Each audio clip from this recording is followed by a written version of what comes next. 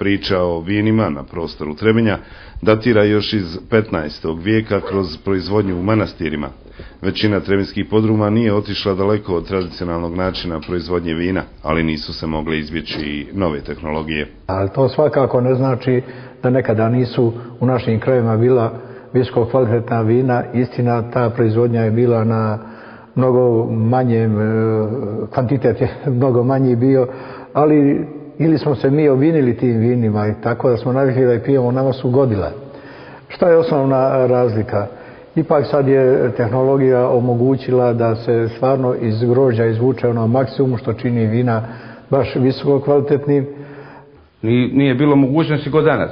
One su se gnječile na razne primitivne načine, ajde da kažemo, nije bilo presa, nije bilo muljača, to se moralo raditi ručno, ajde da kažem, nogama, rukama i tako. A onda nije bilo ni suda, ako danas kad se radi fermentacija, to bi obično bili kameni, to jest betonski badnji, koji imao betonski badan, da se gnječi u njemu grožđe, to bi bilo veliko. Autohtone vrste vina na ovom području su vranac i žilavka. Žilavka je vrsta koja je još početkom prošlog vijeka prijala i Austrougarima. Dobro bijelo grožđe, to je žilavka, tako da dođe do izražaja i aroma, i kvalitet, i boja i sve. I kad to spojimo dobru sortu sa kontrolisanom fermentacijom i normalno sa opremom koja je danas pristupačna, ko može normalno da to sebi priušti, da može da odradi normalno uz znanje, da može da napravi dobro bijelo vino. To je vino koje se proizvodilo, ovdje ste vidjeli kod mene i odrnju, koliko je debela ova loza, recimo, to grožđe, vranac, koje možemo evo i da probamo, da vidite da je to jedno, ja bih rekao, autohtono za Trebinje i da ima najbolji kvalitet. Oni koji su polovinom 90. godina došli živjeti u Trebinje promijenili su svoje navike u pijenju alkohola. Sticam okolnosti, upoznao sam se sa ovim Rankom Petrićem, vinarom Trebinskim.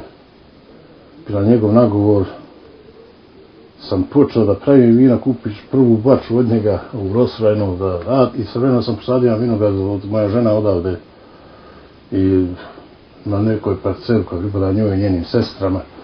Da postavio sam vinograd na 420 loza, tako da imam svoj vinograd i počeo sam da pravim. Tako da negde oko 2500 litara napravim godišnje vina.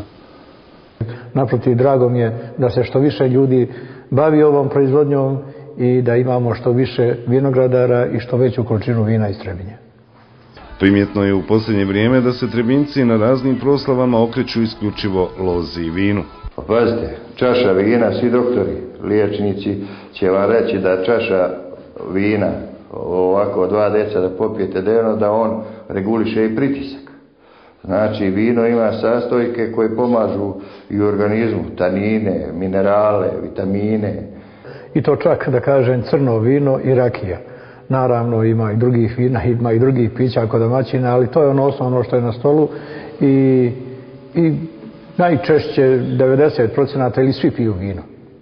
Svi pomenuti vinari imaju dugogodišnju tradiciju. Ona se održava u podrumima vina kroz unosan porodičan posao. Znači, moj djed, otac, pa sam ja naslijedio, znači 3. generacija da se bavi proizvodnjom, uzgojem vinove loze i proizvodnjom vina.